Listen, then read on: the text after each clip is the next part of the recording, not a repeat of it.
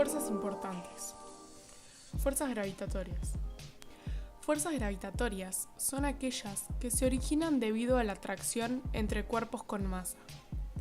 El peso es una fuerza gravitatoria ejercida por la Tierra sobre los cuerpos próximos a ella. Su dirección es vertical y el sentido es hacia abajo. El módulo de la fuerza peso es directamente proporcional a la masa y al campo gravitatorio, que para la Tierra es de 9,8 Newton sobre kilogramos. El módulo de la fuerza peso se puede calcular como masa por campo gravitatorio y se representa con la letra P mayúscula. Reacción normal del plano o fuerza normal.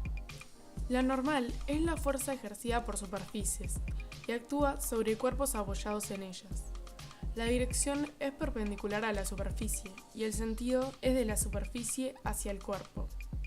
El módulo depende de la situación. La fuerza normal se representa con la letra N mayúscula. Fuerza de rozamiento o fricción. La fricción es una fuerza ejercida por las superficies y actúa sobre los cuerpos que se deslizan o tienden a deslizar apoyados en ellas. Su dirección es paralela a la superficie y su sentido es opuesto al desplazamiento.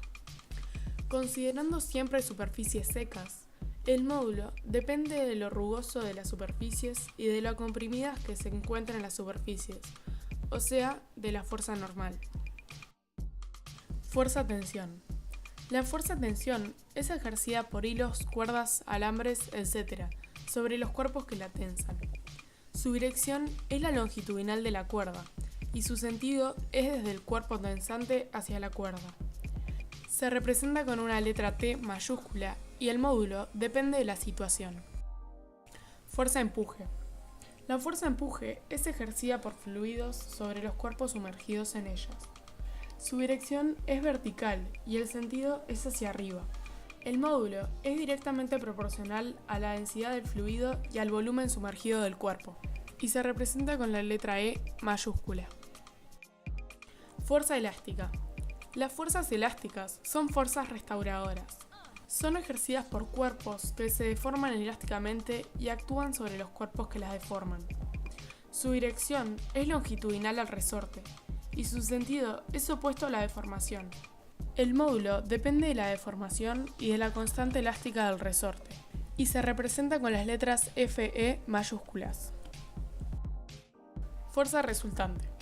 La fuerza resultante es la suma de algunas de las fuerzas que actúan sobre un cuerpo. Fuerza neta. La fuerza neta es la suma de todas las fuerzas que actúan sobre un cuerpo. Se representa como una única fuerza que produciría los mismos efectos que todas las fuerzas juntas.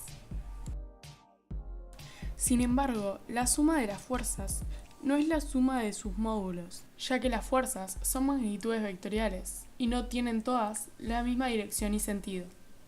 Para sumar vectores colineales con el mismo sentido, simplemente sumamos los módulos.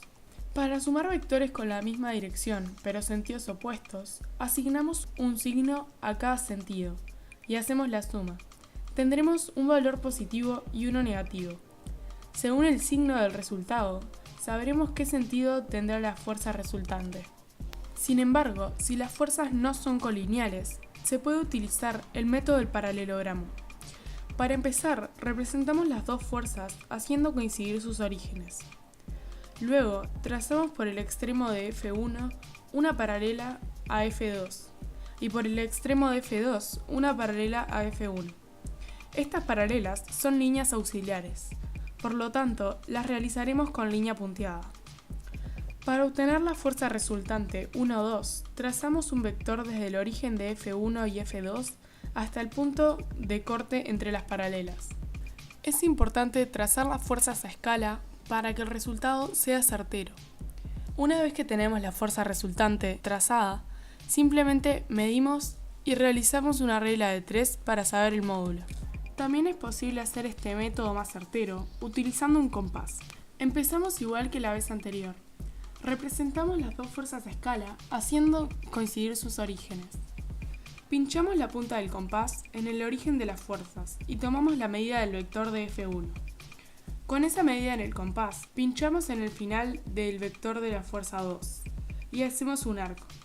Ahora tomamos la medida del vector de la fuerza 2 y hacemos un arco pinchando el compás en el final del vector de la fuerza 1.